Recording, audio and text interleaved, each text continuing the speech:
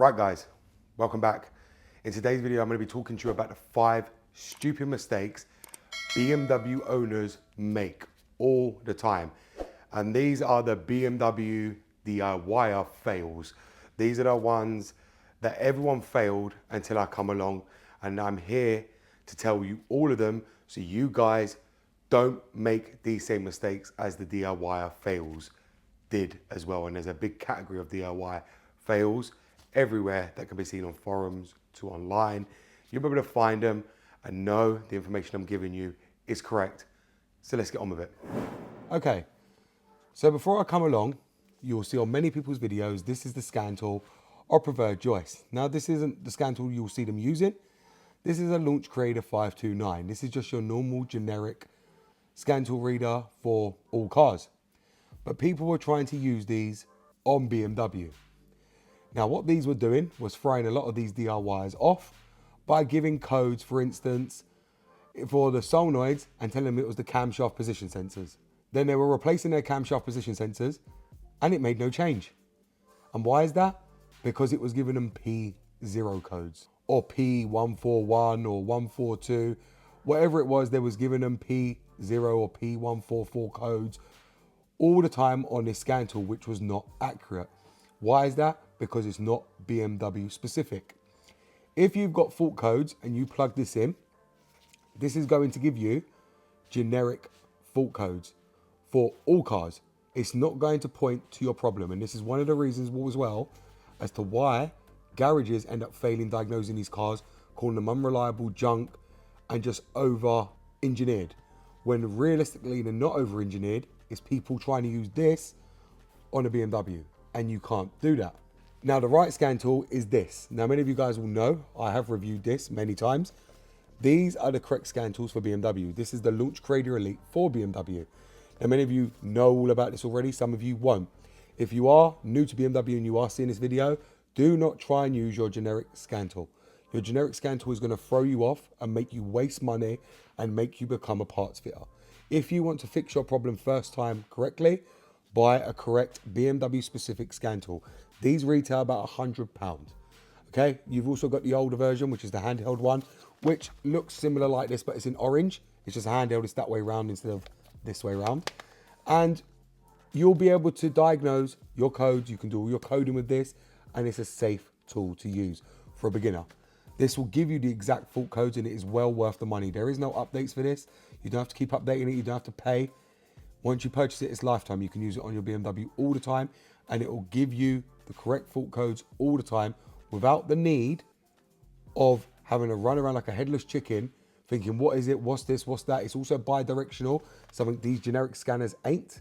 This one is bi-directional, so you can activate things to find out what's working, what ain't working, and how it's not working.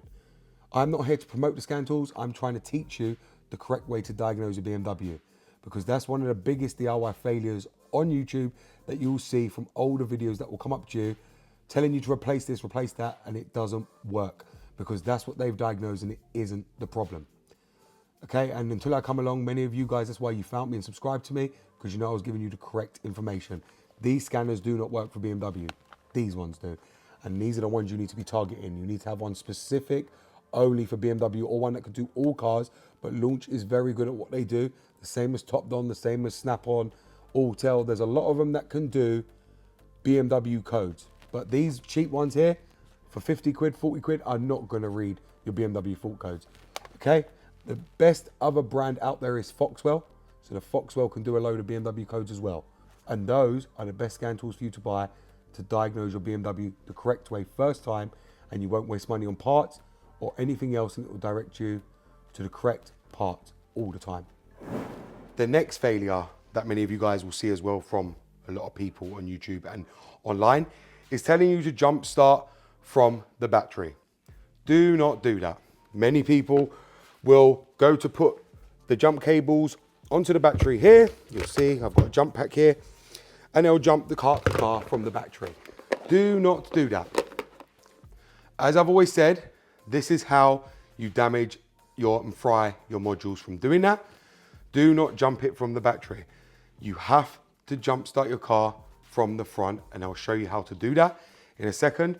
If you put jumper cables on the battery directly, you are then sending the voltage the wrong way around the car, which is why your modules get damaged and fried, and hence why a lot of you end up with your car not starting afterwards or damaging your battery from doing that. Do not do that. The correct way to jump a BMW is with these terminals right here. You can see your positive, so you put your positive on, you've got your negative right here, and then you can see your jump pack will power up. That's how simple it is. A lot of people don't seem to understand that, and before I come along teaching everybody the correct way, they were jump starting their cars from the rear, from the battery. Do not do that.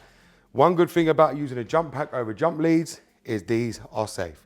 If you reverse polarity both of them, for instance, you put the negative on the positive on the negative, it will beep. It won't let you jump start the car.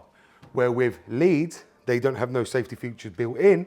So therefore, if you use jump cables, you mix them up and you don't know which one's what. For instance, a lot of people miss this cap here, which some people do. Same one as on the battery. It will just destroy everything. Where with these, you can't really go wrong. And I'll show you what I mean. So if we just reverse the polarity on them, you see what I mean? If you reverse the polarity, they will beep and not do nothing, as you can hear. That is the safety features built in to these battery jump packs compared to them jump cables. This is why I prefer to use these, and this is why I tell you all to buy a jump pack for that reason, because you can't go wrong with this, with the technology that's inside. Yes, they're expensive, more expensive than jump leads, but look at the safety features built in. You will not damage your car or your battery with one of these. The next one many BMW owners like to tell everybody on YouTube was run whatever oil you can get hold of. Now, this is a lot of buy whatever you can in Walmart, buy whatever you can here, buy whatever you can there. That is the worst information you guys can listen to. Do not listen to people who tell you that. Go with what the manufacturer tells you. I always tell everybody, if your car runs 5W30, upgrade it to 5W40. Do not run anything higher or below, no 0, no 10, run 5W40. These cars are meant to run 5W30, but I prefer, and I always say this, the Shell Helix oil. Many of you guys know I was recommending that way before BMW moved to Shell oil when they were with Castrol, and now BMW are with Shell. I was always recommending that oil to you guys, and now BMW are with them. Do not be putting in a thicker oil. Many YouTubers will tell you can run whatever you want. I've even seen comments where people have asked to run this in their M54s, and that YouTuber's like, you can run it, it's perfectly fine. I know a guy that runs it because he tracks the car. Do not run 10W60 in your car. The correct oil for BMW engines always is 5W30 is the correct oil for your BMW. Like I said, you can buy the Shell Helix Ultra as well, which is 5W40, and you can buy that and you can upgrade to it. So if you can't get the 5W30, you can buy the 5W40. It does not matter. You cannot run 0W30 or 0W40. Why would you want to? Because it's more expensive, because it means it's fully synthetic, so it doesn't make sense either. Do not run them kind of oils in the BMW engines.